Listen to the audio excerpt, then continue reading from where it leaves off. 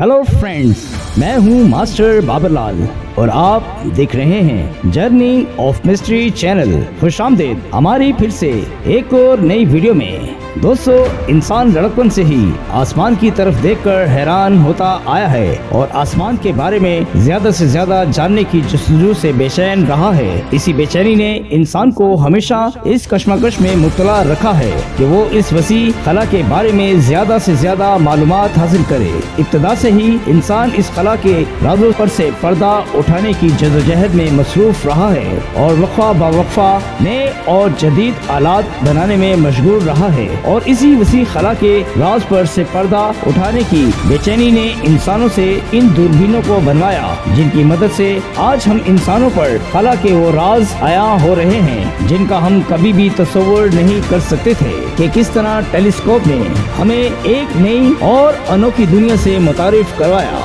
दोस्तों, इस खलाई दौड़ की शुरुआत जानने के लिए हमारी इस मालूमाती वीडियो में आप हमारे साथ बने रहिएगा।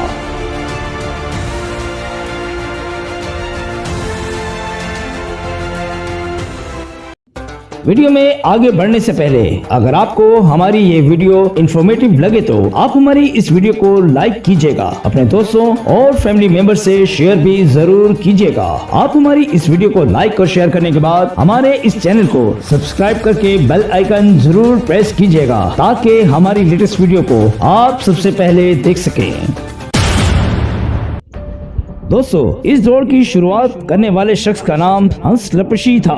हंस लेपरशी की पैदाइश 1570 में जर्मन के शहर वेसल में हुई। तब इस बात का अंदाजा किसी को भी नहीं था कि ये हंस लेपरशी से अनजाने में एक ऐसी दरियाफ्त होने वाली है जो इंसानों के लिए एक नई दौड़ शुरू करेगी। हंस लेपरशी ने अपनी इब्तदाई तालीम वेसल में हासिल की और फिर नॉर्थ वेस्टर्न यूरोप के शहर नेदरलैंड में जाने की ठानी। और 1594 में जब हंस लेपरशी महज 24 साल का था तो वो नेदरलैंड आ गया। फिर हंस लेपरशी ने इसी साल में एक जेलैंड की लड़की से शादी की और फिर 1606 में हंस लेपरशी के यहाँ एक बेटा पैदा हुआ जिस पर हंस लेपरशी और इसकी बीवी नहायत खुश थे। और फिर इसी साल में हंस लेपरशी ने अपनी नजर के चश्मे बनाने की दुकान का आगाज किया। दोस्तों, हंस लेपरशी 1 अक्टूबर 1608 को भी अपने रोजाना के मामूल के मुताबिक अपनी दुकान पर काम कर रहा था,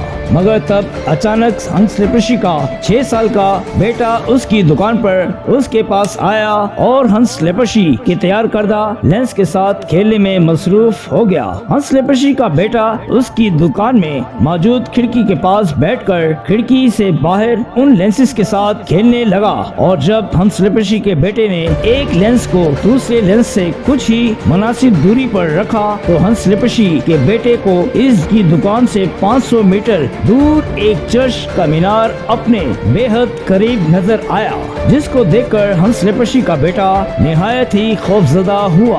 और जब इस बात का इल्म हंस लेपरशी को हुआ तो हंस लेपरशी ने एक ऐसा आला तैयार किया जो दूर की चीजों को पास दिखाने की ताकत रखता था। ये सुनकर जर्मन हुकूमत ने हंस लेपरशी को महाना मुआवजा देने की पेशकश की, जिसके बदले में हंस लेपरशी अपनी ये दूरबीन जर्मन से बाहर नहीं बेचेगा।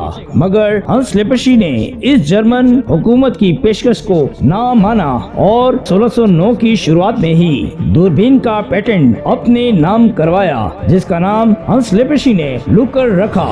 मगर बाद में इसका नाम तब्दील करके बायोक्यूलर यानी दूरबीन रखा गया। इस वक्त हंस लेपरशी ने अपनी इस इजाद से लोगों की जिंदगियों में आसानी पैदा कर दी थी और हर जगह हंस लेपरशी की ही धूम थी।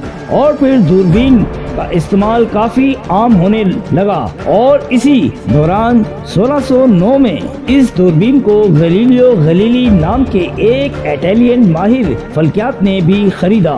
इसी गैलीलियो गैलीली की पैदाइश 5 फरवरी 1594 में हुई और इस गैलीलियो का ताल्लुक इटली के शहर फ्लोरेंस से था। और जब इस साइंसदान ने इस हंस लेपरशी की तैयार करदा दूरबीन के बारे में सुना तो गैलीलियो भी देखना चाहता था कि आखिर ये दूरबीन कैसे काम करती है, और गैलीलियो ने अपने तख्लीकी दिमाग से इस दूरबीन का मुआयना करना शुरू किया।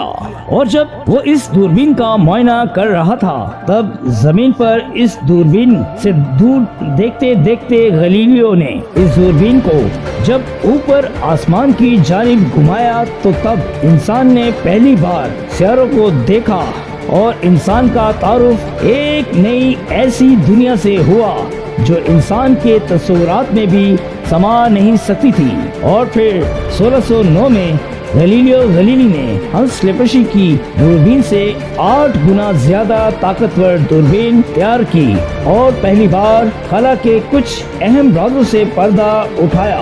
गैलीलियो ने अपनी तैयार करदा दूरबीन की मदद से ये दरियाफ्त किया कि हमारी दुनिया सूरज के गिर्द घूमती है, और मरीख सितारे से भी हमें मुतारिफ करवाया। दोस्तों, गैलीलियो गैलीली ने इस खला की तहकीक की दौड़ की शुरुआत तो की, मगर आज के साइंसदान इस दौड़ को जदीद आलात की मदद से और नए राजों से पर्दा उठाने के करीब तर आते जा रहे हैं और टेलीस्कोप बनाकर इनको खला में भेजने की जद्दोजहद में लगे हुए हैं। इसी सिलसिले में दुनिया भर से खलाई एजेंसियों ने लगभग 90 टेलीस्कोप को खला में भेजा है, जिनमें से सबसे कामयाब तर टेलीस्कोप नासा का हबल टेलीस्कोप है, जिसको 14 अप्रैल 1990 को खला की तहकीक के मंसूबे से खला में रवाना किया।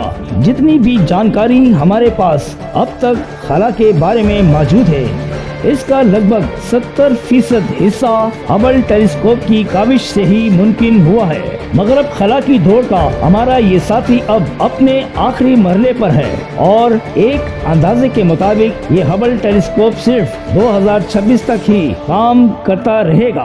और फिर नासा के साइंसदानों ने इस टेलीस्कोप के मुतबादिल एक नई और जदीद टेलीस्कोप बनाने का सोचा, और फिर साल 2004 में एक नई टेलीस्कोप बनाने का काम शुरू किया, और इस टेलीस्कोप का नाम जेम्स एडविन वेब के एजाज में जेम्स वेब टेलीस्कोप रखा गया।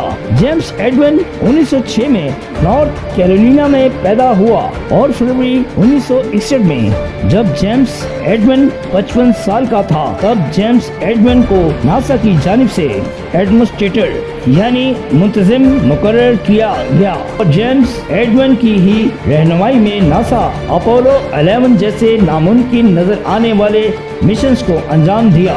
और जेम्स एडविन की इन्हीं काविशों के एजाज में इस टेलीस्कोप का नाम जेम्स वेब टेलीस्कोप रखा गया है, जिसको 25 दिसंबर 2021 को खला की तहकीक के मंसूबे से खला में भेजा गया।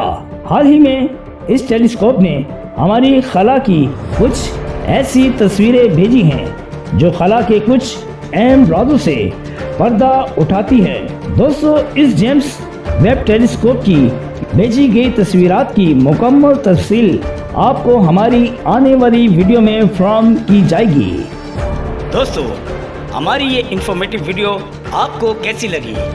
अगर आपको हमारी इस वीडियो से कुछ भी नया सीखने को मिला तो अपनी राय और हमारी इस वीडियो की पसंदीदगी का इजहार आप अपने प्यारे से कमेंट्स में ज़रूर कीजिएगा।